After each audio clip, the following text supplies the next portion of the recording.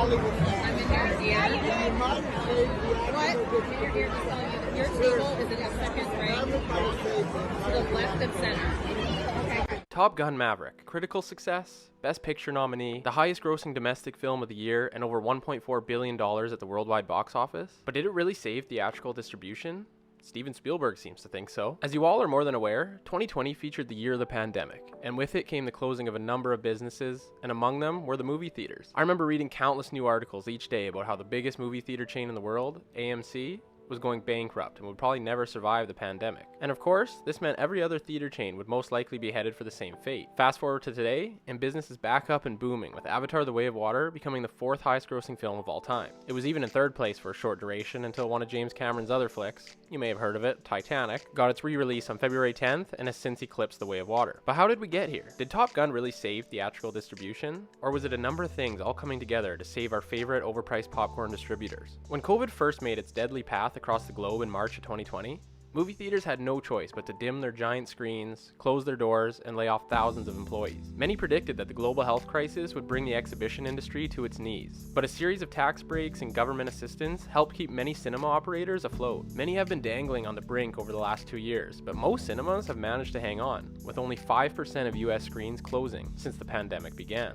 John Fithian, the head of NATO, no, not that NATO, the National Association of Theater Owners, NATO, stated that, considering the pandemic was the greatest existential challenge to moviegoing ever, we're very proud of this record. We were able to survive because Americans love the communal experience of the movies, and the government decided it didn't want this cultural, artistic institution of the cinema to go away. During this period of transition, studio executives have been closely analyzing data to determine ticket buyers' new criteria for movies that must be seen in theaters. Now that all of the pandemic-delayed tentpoles have been released, Hollywood must decide what kinds of films to greenlight in the new theatrical world order. As we've kind of seen with the releases of 2022, there's been a new focus on re-educating consumers, many of whom have spent the last few years watching new movies from their couches on where and when to watch the upcoming blockbusters. For Hollywood studios, 2021 was a year of great experimentation and the rare chance to relentlessly test movie distribution patterns in ways they have salivated over prior to the pandemic. For decades, the only way to watch a new movie was in theaters. Now, individual studios don't even have a uniform way to release a movie. In the past year alone, some movies played exclusively in theaters for anywhere from 12 to 45 days before jumping to digital platforms, and others were made available on streaming services on the same day as their theatrical releases. Remember, Warner Brothers infamously enraged the entirety of filmmakers and producers by providing no heads up prior to their announcement that all of their 2021 releases would drop the same day on HBO Max as they would in theaters, including Dune, which is a crime to not see in the theater. However, following underwhelming box office debuts one after another with movies such as The Suicide Squad or Space Jam, it became clear that Warner Brothers now knows that the day-and-date model won't be enough to sustain the blockbuster film industry in the long run, and they have since inked a deal with AMC to honor the 45-day theatrical window prior to their films being able to release on VOD or streaming. Warner Brothers had early success in the theaters with that of Godzilla vs. Kong, raking in over $470 million at the worldwide box office, despite being released day and date on HBO Max, and also in the midst of the pandemic. This gross eclipsed that of Christopher Nolan's Tenet, which released in August of 2020 and was the only major tentpole film to not get pulled from the release schedule of that year, bringing in an underwhelming $365 million at the worldwide box office. This proved that the trend was going up for box office performance, with Godzilla vs. Kong being the first real success in the pandemic era. This day-and-date release experimentation was further proven to be a poor one, when Spiderman No Way Home released in December of 2021 and grossed just shy of $2 billion worldwide. No Way Home was quickly crowned the savior of theatrical distribution, as Sony proved that the theatrical release model is the only sustainable one for these blockbuster films. No Way Home was a welcome reminder, after a brutal couple of years, that movie theaters can still create a kind of grand cultural happening that simply can't be replicated on Netflix. The domestic box office of 2021 fared much better than the dumpster fire that was 2020, with total revenues topping $4.4 billion, which was a massive 91% increase over that of 2020,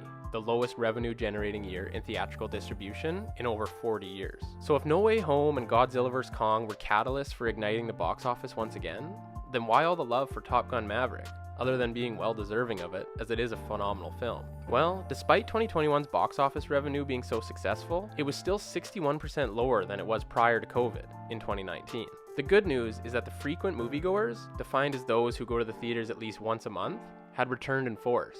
But ticket buyers who only go to a few movies per year weren't buying many tickets, if at all. According to studies, approximately 49% of pre-pandemic moviegoers are no longer going to the multiplexes, and some of that contingent, approximately 8%, is likely to be lost forever. The fact of the matter is, you almost need to put superhero movie fare and the entirety of the comic book genre in its own category when comparing it to other films. The MCU is the most successful franchise of all time at the box office, bringing in over $28 billion to this day. But the frequent moviegoers that I was mentioning, who go to the Cineplexes at least once per month, they're the movie fans who are seeing these types of films. They are there opening weekend, attempting to avoid spoilers and watch these popcorn flicks with a packed house. However, it's the 49% of moviegoers that didn't really return to the movie theaters post-pandemic that I think Top Gun Maverick really inspired the return. Talk about a 4-quadrant film that captured new audiences, provided nostalgia for older audiences, never preached to the viewer, and was a thoroughly entertaining movie from start to finish. It was the perfect combination of quality and recognizable IP, releasing at a critical time in which many of the 49% of moviegoers may have never returned to the cinemas at all, if not for this movie.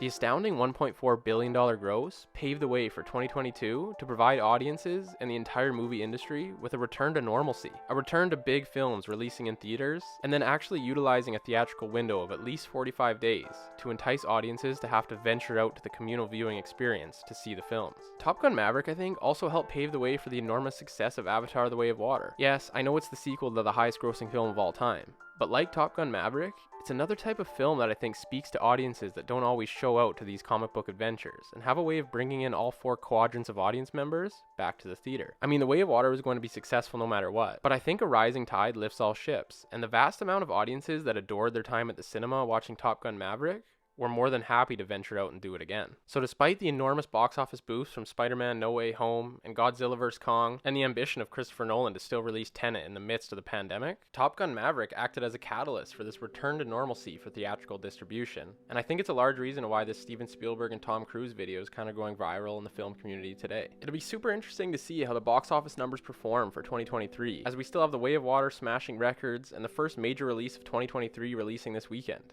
Winnie the Pooh, Blood and Honey. I'm kidding, we got MCU's latest and Ant-Man and the Wasp: Quantumania, and the rest of the year is stacked with major releases. Dune Part 2 will actually be getting a proper theatrical release. Michael Keaton is back as Batman in The Flash. We got an interesting looking Transformers film, a Super Mario movie, Tom Cruise and his follow-up to Top Gun Maverick, which I'll be super curious to see what kind of numbers that does at the box office, after the enormous success that we just talked about with Top Gun Maverick. Christopher Nolan's Oppenheimer is sure to make some atomic waves, on top of so many more great looking films. I have an entire 2023 movie preview up on my channel, so check that out if you're interested. Also, what do you guys think will be the #1 box office film of 2023? Let me know in the comments down below. Guys, if you enjoyed the video, hit that like button for me. It would mean the world. Sub to the channel and let me know all of your thoughts down below. Peace.